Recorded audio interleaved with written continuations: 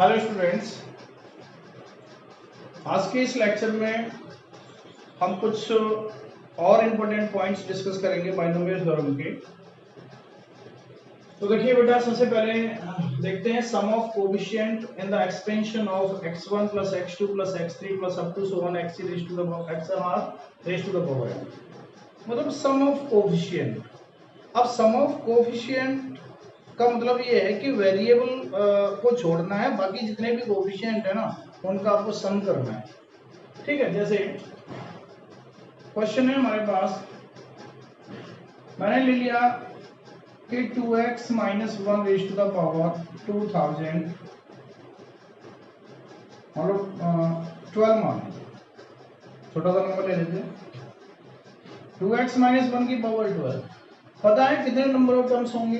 13 होंगे। कितने number of terms होंगे बेटा? 13। तो एक्सपेंशन करेंगे, इसका एक्सपेंड करेंगे 12c0 2x की पावर 12। बताइए क्योंकि 12 माइनस 0 कितना होता है? 12, और इसकी पावर 0 रहेगा। अल्टरनेट साइन आएगा क्योंकि माइनस है, तो माइनस 12c1 2x की पावर 1 कम हो जाएगी, डिक्रीज हो रही है पावर 11, और 1 की पावर कितने भी लगाते चलो बढ़ेगी धीरे धीरे। यहाँ 1 की पावर 0 थी, यहाँ 1 की पावर 1, 1 की पावर 2, से कोई फर्क पड़ने वाला नहीं है। अल्टरनेट साइन हम यूज करेंगे। प्लस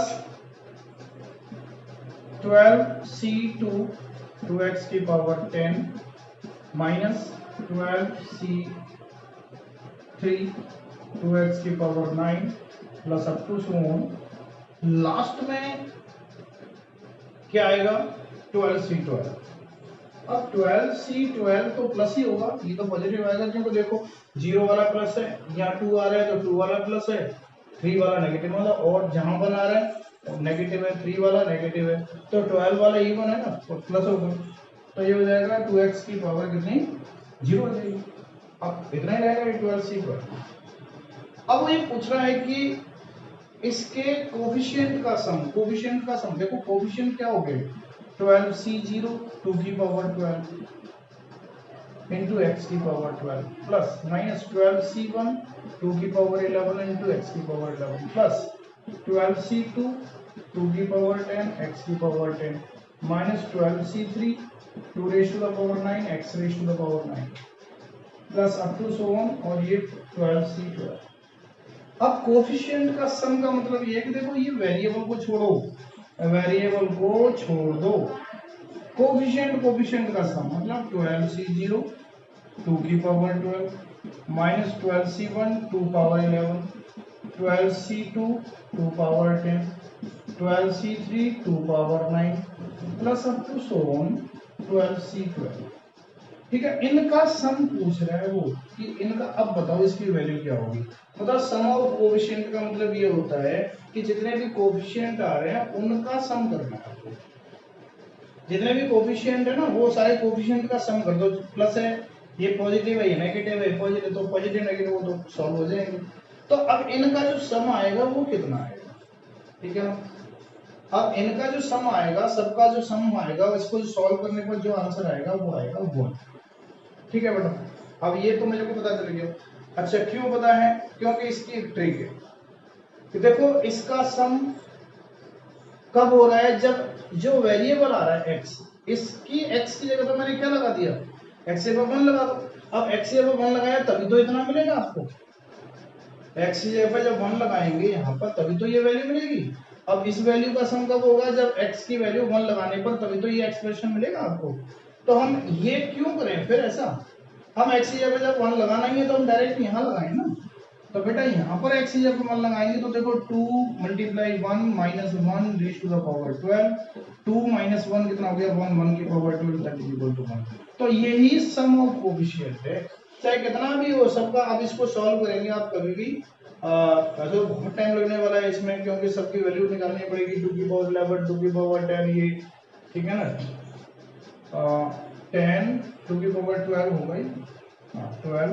तो इनकी सबकी वैल्यू निकालेंगे, सॉल्व करेंगे, ऐड करेंगे तो आपको 1 ही मिलने वाला है। ठीक है ना, तो कहने का मतलब ये है कि जब भी आप सम ऑफ कोएफिशिएंट निकालेंगे तो जितने भी वेरिएबल हैं पुट ऑल द put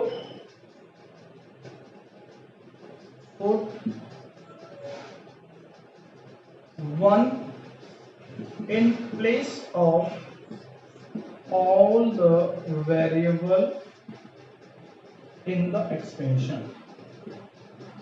ठीक है, तो आपको सम ऑफ कोफिशिएंट मिल जाएगा।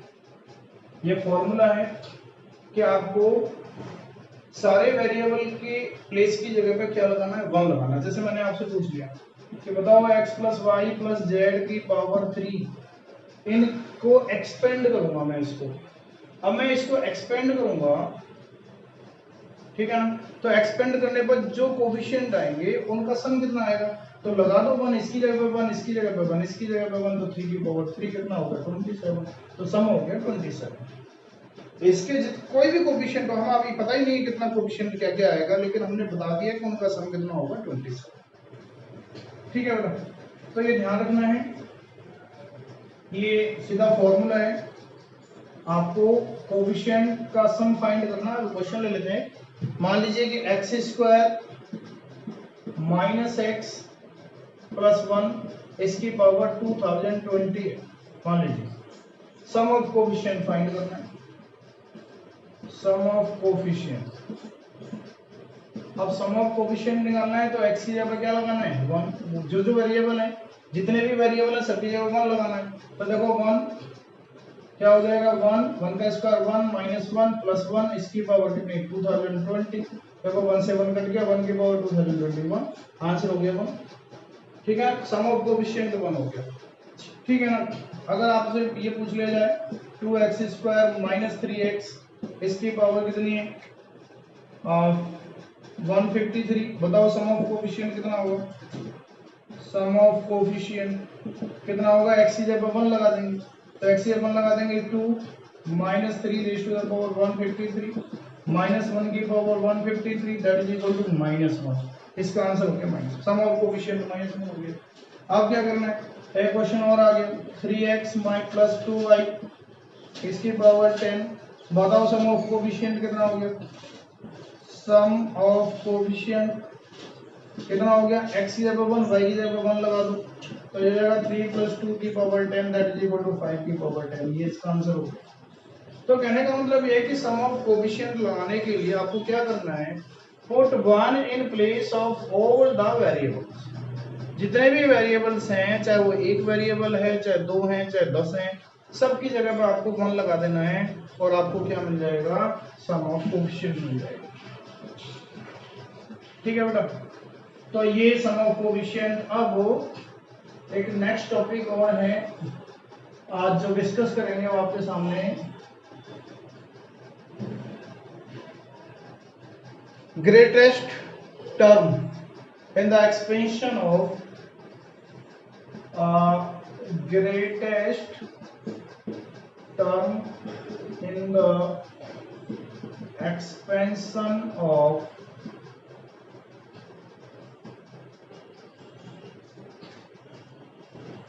a plus x की पावर n। क्या हो गया, ये एक्सपेंशन है और इस एक्सपेंशन की वैल्यू, इसमें मुझे ग्रेटेस्ट टर्म फाइंड करना है। Greatest term in the expansion of a plus x की पावर है। तो बेटा देखो, अब ये जो वैल्यू है ये तो कांस्टेंट है हमारे पास, x कोई भी वेरिएबल है, ठीक है ना। तो ग्रेटेस्ट टर्म निकालना है कि इस एक्सपेंशन में ग्रेटेस्ट टर्म क्या होगा, मतलब a प्लस x की पावर n।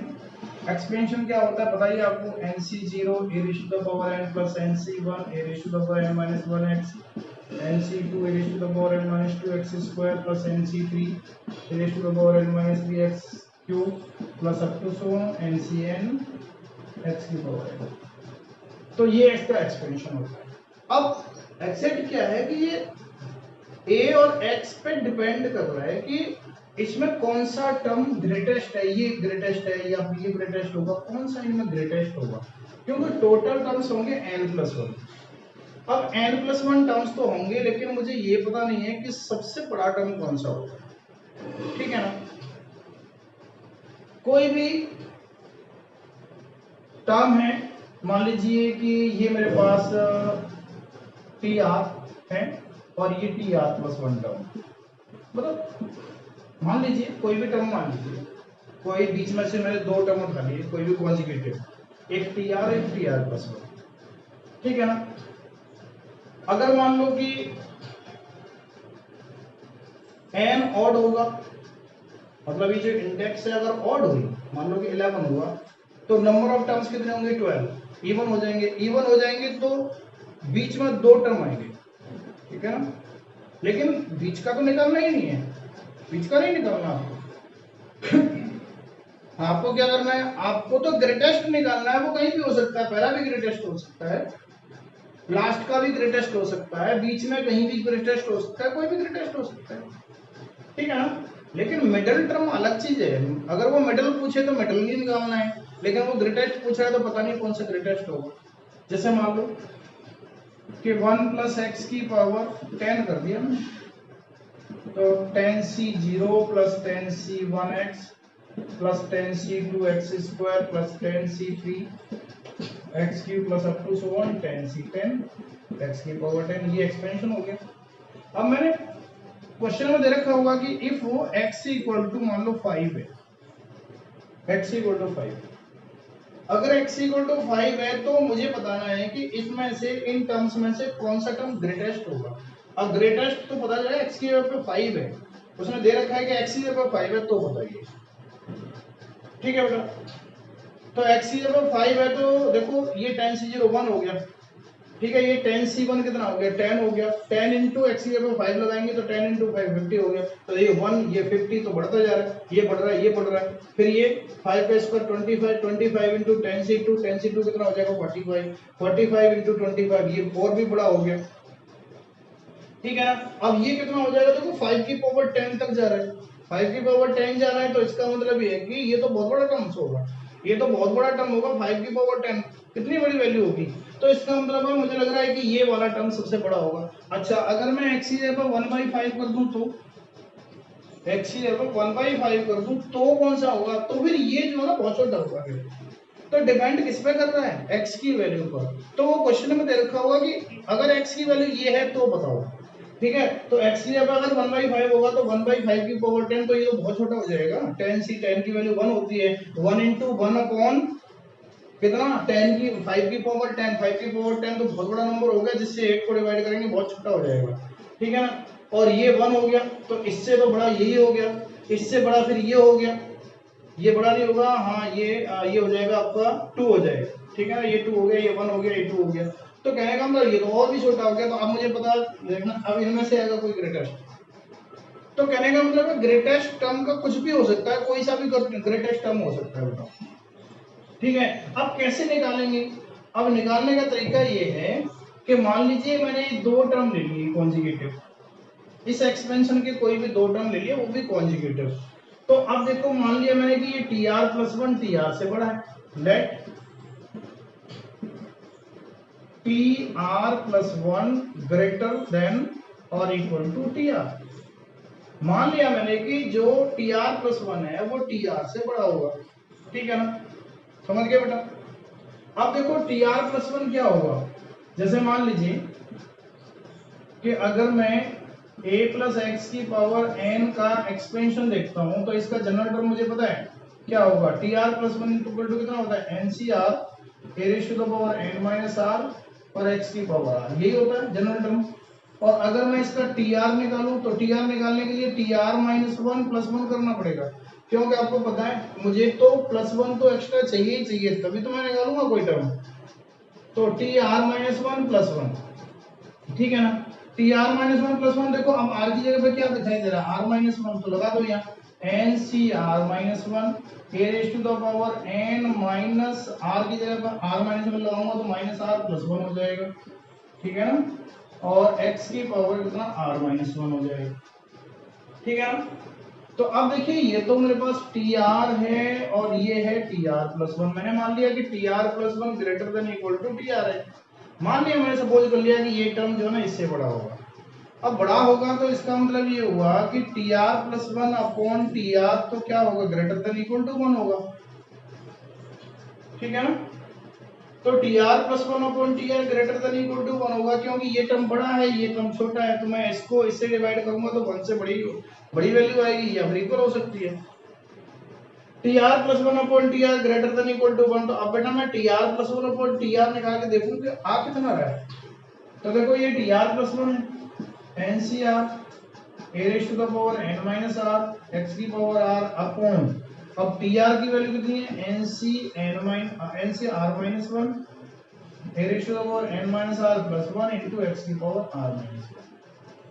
तो देखो एक्स की पावर आर है, यहाँ आर माइनस वन है तो एक्स बच गया एक, यहाँ एन माइनस आर है, यहाँ N minus are plus one है, एक ज्यादा है नीचे तो ये बच गया नीचे। अब मुझे तो ये सॉल्व करना है कि NCR upon NCR minus one कितना होता है। एनसीआर की value N factorial upon R factorial into N minus R factorial, इसकी वैल्यू लगाऊंगा तो एन फैक्टोरियल नीचे आएगा, आर माइनस वन ऊपर चला जाएगा, आर माइनस वन फैक्टोरियल ऊपर चला जाएगा और N minus are plus one ऊपर चला जाएगा, N minus are plus one factorial.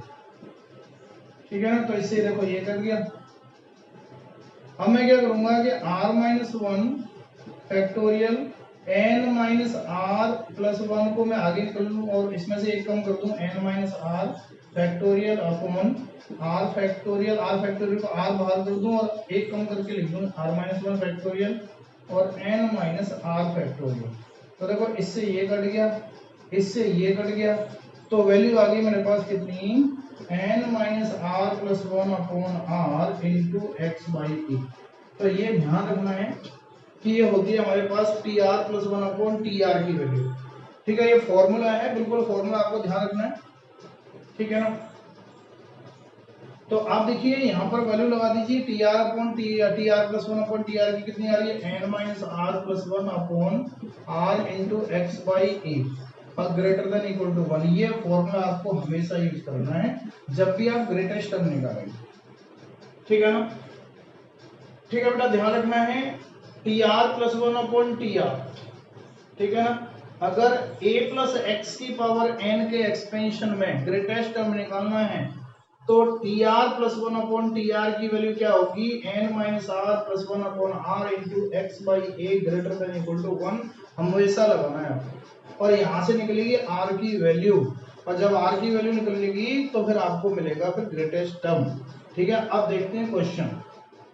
अब क्वेश्चन देखते हैं, क्वेश्चन है हमारे पास और जिसमें ग्रेटेस्ट टर्म फाइंड करना है। Greatest term in the expansion of 1 plus 2x by 3, 1 plus 2x by 3, ठीक है, इसकी पावर कितनी है 15। ग्रेटेस्ट टर्म निकालना है इसका, ग्रेटेस्ट टर्म कितना होगा। ठीक है बेटा, तो देखिए इसका ग्रेटेस्ट टर्म निकालना है तो हम जानते हैं ग्रेटेस्ट टर्म निकालने के लिए T are plus one upon T R let कर लिया हमने, let T are plus one greater than equal to T R है। तो T are plus one T R नीचे आएगा, T are plus one upon T R greater than equal to one होगा। अब इसकी वैल्यू तो मुझे पता है कितनी होती है, इसकी वैल्यू अभी बताई थी n minus are plus one upon are into a by x. ठीक है ना, x by a, sorry x by a था। ठीक है ना, greater than equal to one. अब इसमें दे रखा है कि इफ x इक्वल टू मान लो 2 है, अगर x इक्वल टू 2 पर बताना है कि x इक्वल टू 2 हो तो इसका ग्रेटेस्ट टर्म कौन सा होगा और क्या होगा। तो बेटा इसमें वैल्यू लगाओ, देखो n की वैल्यू कितनी है 15, 15 minus are plus one upon are into X की जगह पे क्या है, x की जगह पे ये पूरा है, क्योंकि हमने क्या बोला था a प्लस एक्स की पावर n के एक्सपेंशन में देख रहे थे ना, तो a प्लस एक्स की पावर n के एक्सपेंशन में ये होता है। तो बेटा x की जगह पे देखो क्या आ रहा है 2x प्लस 3, 2x बाई 3 और a की जगह पे 1 है तो लगा दूं यहाँ वैल्यू, x की जगह पे क्या लगा दूं 2x बाई 3 और a की जगह पे क्या 1 है तो 1 तो नीचे आ जाएगी और ग्रेटर देन इक्वल टू 1। अब मैं क्या करूंगा x की जगह 2 लगा दूंगा, देखो यहाँ पर 2 तो दे रखा है, तो 15 प्लस 1 कितना हो गया 16 माइनस r अपॉन r। ठीक है, इनटू x की जगह 2 लगा देंगे तो ये हो जाएगा 4 by 3 greater than equal to 1, 4 का मल्टीप्लाई कर दो 64 minus 4r upon 3r greater than equal to 1, और ये बन जाएगा 64 माइनस 4r, 3r को क्रॉस मल्टीप्लाई कर देंगे। क्यों कर सकते हैं? क्योंकि 3r क्या है? पॉजिटिव है, हमेशा नेगेटिव नहीं हो सकता, इसलिए पॉजिटिव नंबर का मल्टीप्लाई कर सकते हैं नेगेटिव। 4r उधर बन जाएगा, तो 4r प्लस 3r कितना हो जाएगा? 7r less than equal to 64। तो r less than equal to 64/7, ठीक है। इसका मतलब r की वैल्यू 64/7 से छोटी होगी। वैसे क्या बनेगा ये? r less than equal to 7 से डिवाइड करेंगे तो 9.1 के आसपास आएगा। अब मेरे को इंटीजर ही तो लेना होता है, आपको हमेशा क्या लेना होता है? इंटीजर लेना होता है। तो अब यहाँ पर ये ध्यान रखेंगे कि r की वैल्यू कह रहा है कि r की वैल्यू 9.1 से, ठीक है ना, छोटी होगी या बराबर होगी। तो 9.1 इंटीजर तो है नहीं, अब इंटीजर नहीं है तो आपको तो इंटीजर लेना है। तो 9.1 से छोटा इंटीजर क्या होता है? 9 ही होता है। तो r की वैल्यू क्या है?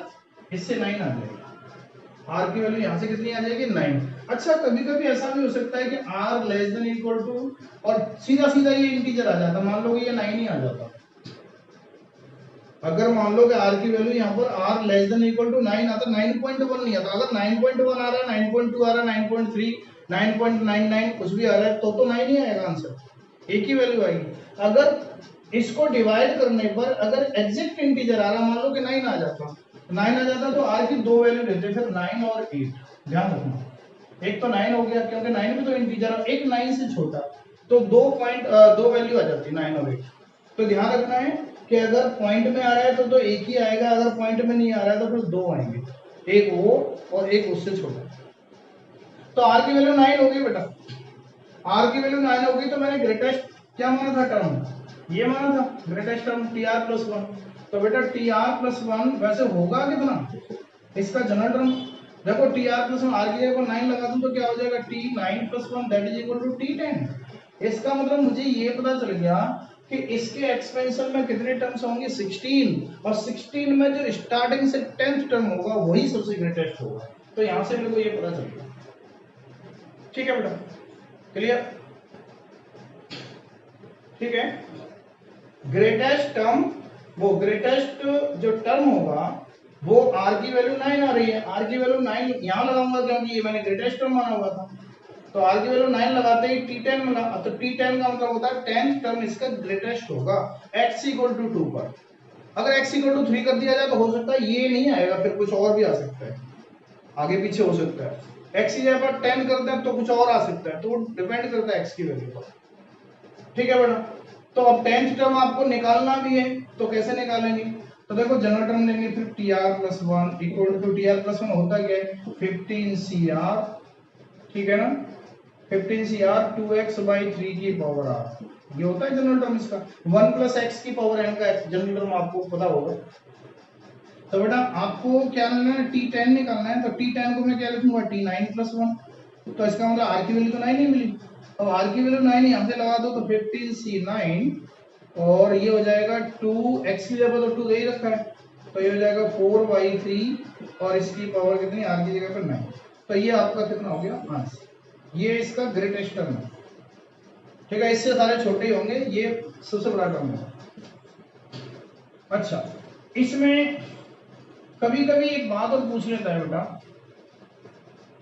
कि ग्रेटेस्ट कोफिशिएंट पूछ लेता है, ग्रेटेस्ट कोफिशिएंट, ठीक है, ग्रेटेस्ट टर्म नहीं पूछता वो, ग्रेटेस्ट कोफिशिएंट पूछता है। तो ग्रेटेस्ट टर्म में और ग्रेटेस्ट कोफिशिएंट में डिफरेंस है, ग्रेटेस्ट टर्म और ग्रेटेस्ट कोफिशिएंट। ग्रेटेस्ट कोफिशिएंट अगर निकलवाया है तो आपको ये वैल्यू नहीं दे रखी होगी, कुछ भी नहीं कहा होगा, ठीक है ना, केवल ये पूछा होगा कि ग्रेटेस्ट कोफिशिएंट निकालो, मतलब x की वैल्यू को छोड़ के, मतलब आपको क्या करना है कि जो वेरिएबल है उसको छोड़ना, उसके साथ जो मल्टीप्लाइड है नंबर, वो कोफिशिएंट आपको फाइंड करना, ठीक है ना। तो वो कोफिशिएंट कैसे फाइंड करेंगे आप?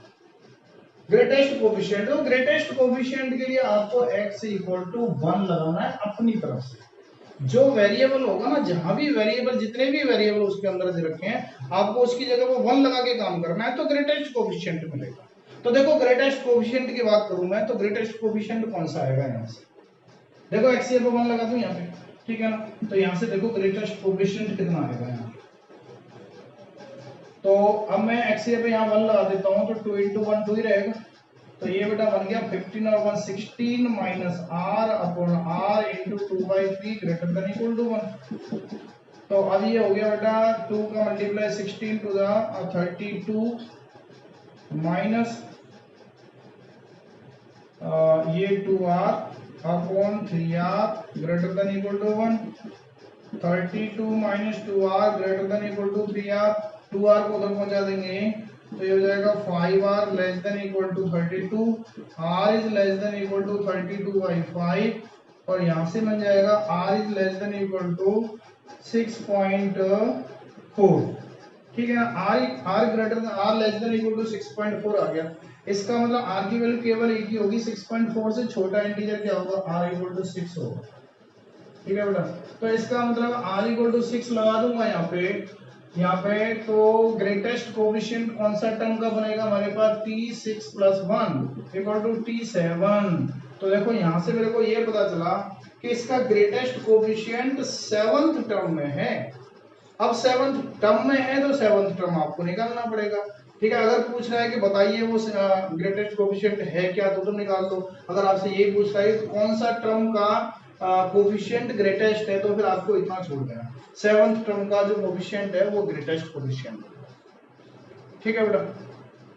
तो ये ग्रेटेस्ट कोफिशिएंट और ग्रेटेस्ट टर्म आपको ध्यान रखना, इस टाइप से क्वेश्चन करने कभी भी आ जाए तो ये ग्रेटेस्ट टर्म और ग्रेटेस्ट कोफिशिएंट की वैल्यू आपको इजीली मिल जाएगी।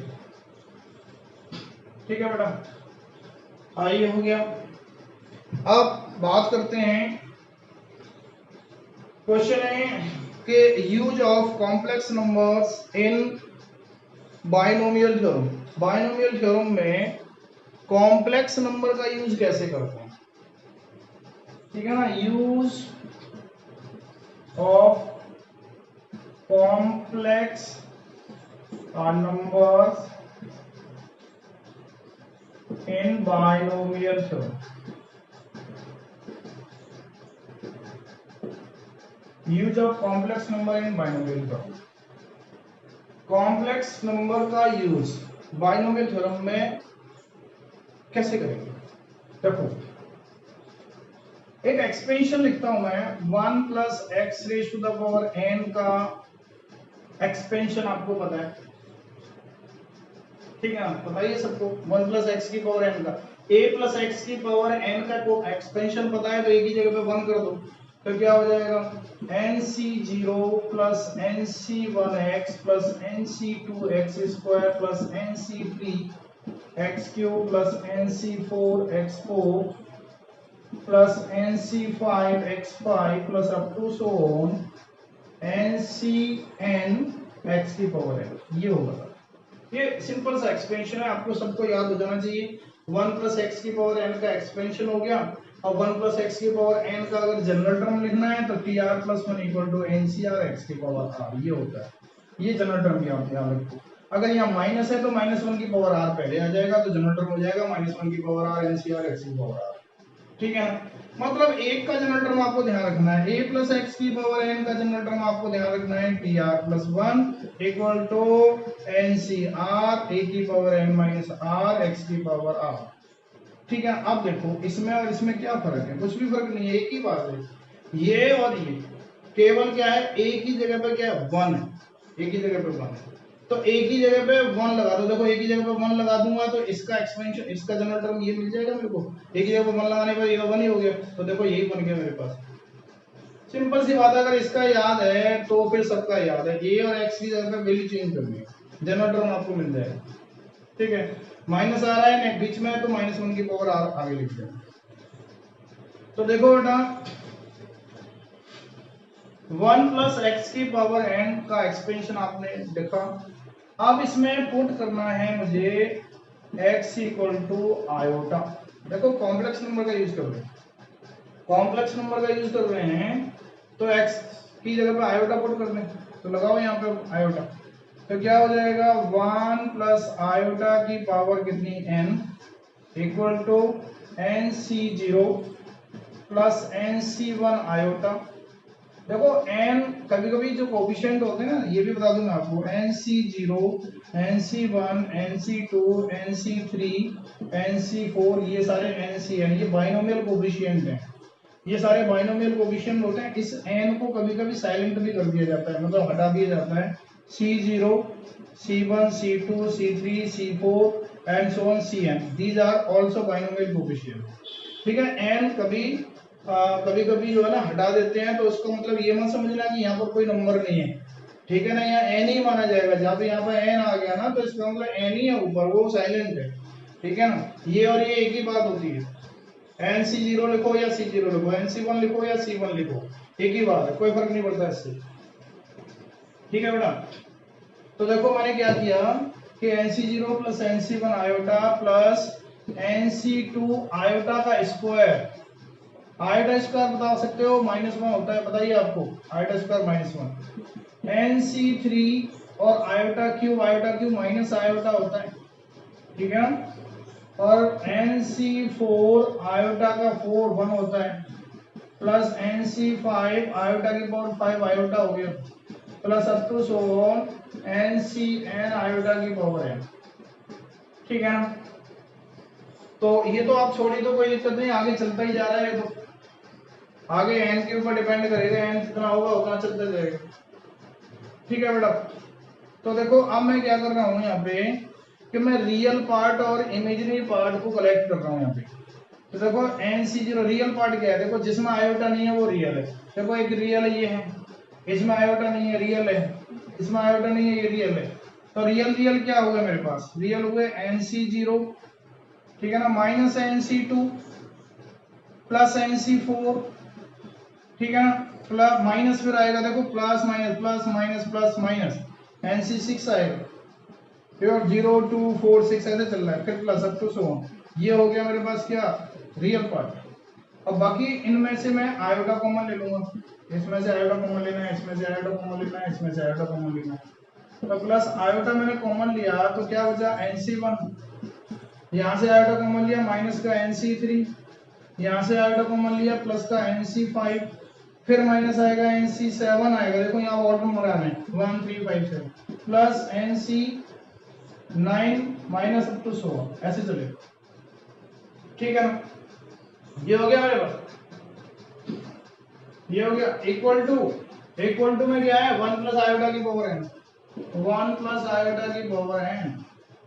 अब क्या करना है, ये रियल पार्ट इमेजिनरी पार्ट मैंने इक्वेट कर दिया यहाँ पे।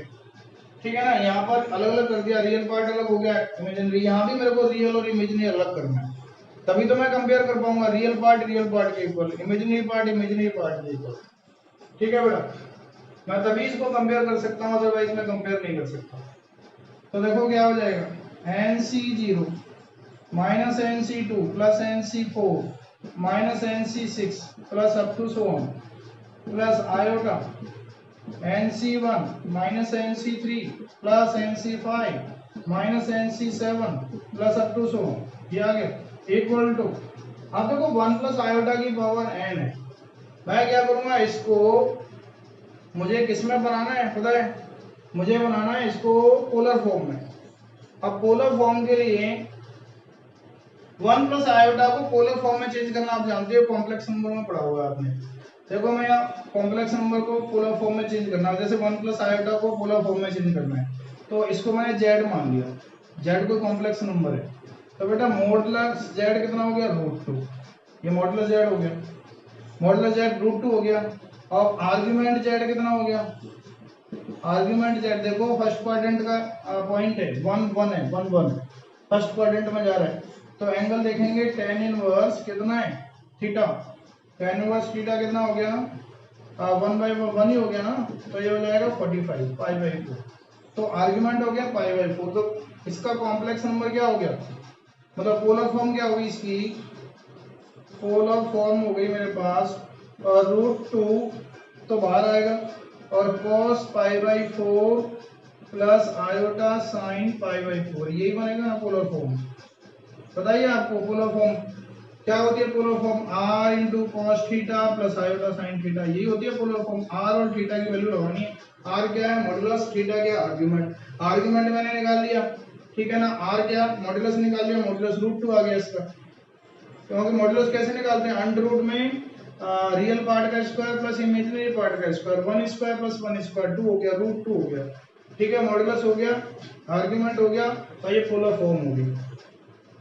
अब बेटा इसकी वैल्यू मुझे लगानी है, यहाँ देखो 1 प्लस आयोटा की जगह पे तो मैं ये लगा दूं, क्योंकि ये पोलर फॉर्म बन गई, √2 into cos pi by 4 plus iota sine pi by 4, और इसकी पावर कितनी n, क्योंकि n तो चली रही है, n तो पावर रहेगी रहेगी।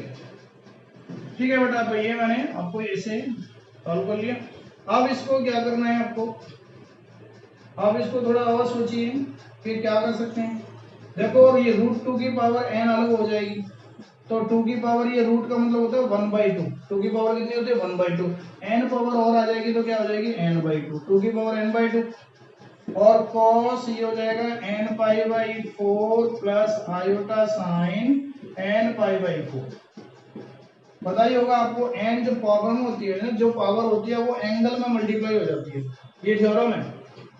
ठीक है ना, क्या थ्योरम है, cos theta plus iota sine theta, अगर इसी फॉर्म का कोई क्वेश्चन है और इसकी पावर क्या है, मान लो कि ये n है, तो ये n जो है ना ये थीटा में मल्टीप्लाई हो जाती है यहाँ पर, तो ये हो जाएगा cos n theta plus iota sine n theta. ये ध्यान रखना है, ये बहुत इंपॉर्टेंट थ्योरम है कि n जो है ना एंगल में मल्टीप्लाई हो जाता है।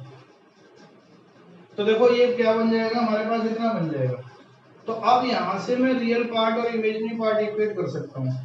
तो बेटा यहाँ से रियल पार्ट ये हो गया, तो देखो रियल पार्ट कितना हो गया, NC0 minus NC2 plus NC4 minus NC6 plus up to so on. अब इधर से रियल पार्ट मैंने ले लिया, उधर से रियल पार्ट क्या होगा, इसका मल्टीप्लाई इसमें कर दो, ये रियल है, 2 और cos n π/4। तो this is the important result for you. ठीक है ना, ये सबके लिए बहुत इंपॉर्टेंट रिजल्ट हो गया कि NC0 minus NC2 plus NC4 minus NC6 की वैल्यू कितनी होती है, 2n/n/2 इंटू cos n π/4। अच्छा, अब इमेजिनरी पार्ट को इक्वेट करो, इमेजिनरी पार्ट कितना हुआ, NC1 minus NC3 plus NC5 minus NC7 plus up to so on, और ये इमेजिनरी पार्ट इसका मल्टीप्लाई इसमें करेंगे तो ये इमेजिनरी पार्ट हो गया, क्या हो गया, 2n/2 और साइन n π/4। ये रिजल्ट हो गया आपका सेकंड। तो ये दो रिजल्ट आपको यहाँ से आयोटा रख के आपको मिल गए। ठीक है बेटा, तो जब NC0 NC2 NC4 अगर प्लस माइनस ऑर्डर में आ जाएं, अल्टरनेट साइन में आ जाएं, तो आप समझ लेना कि ये वैल्यू पूछ रहा है इसकी 2n/2 cos n/4। अगर ये ऑड नंबर आ जाए नीचे प्लस माइनस में तो इसकी वैल्यू ये होती है।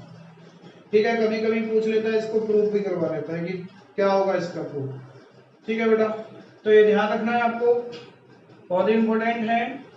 ठीक है, अब इसके आगे हम एक क्वेश्चन और लेते हैं। अच्छा, इसमें एक बात हो रहा है बेटा कि अभी तो हम नेक्स्ट वीडियो में कुछ और भी क्वेश्चंस करवाएंगे, कुछ क्वेश्चन और सॉल्व करेंगे। ठीक है ना, जो IITs वगैरह में आए हुए हैं उन क्वेश्चंस को सॉल्व करेंगे। ठीक है बेटा, तो अभी तो आप इतना समझ लीजिए इसको। हाँ, इसमें हम ओमेगा भी यूज कर सकते हैं, जब हम ओमेगा यूज करते हैं तो 2-3 रिजल्ट हमें और मिलते हैं। ठीक है, तो वो रिजल्ट भी हम नेक्स्ट वीडियो में डिस्कस करेंगे। ठीक है बेटा, तो चलिए कोई बात नहीं, इतना आपके लिए बहुत है, इतना आप तैयार कीजिए। ठीक है बेटा, थैंक यू वेरी मच।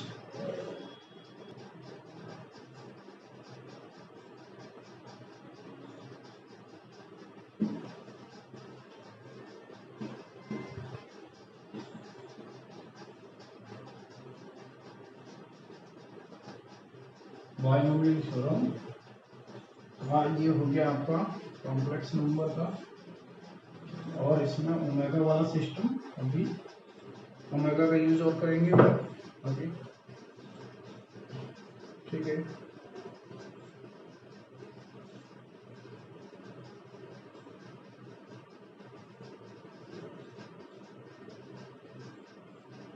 ठीक है बेटा, thank you very much. Okay.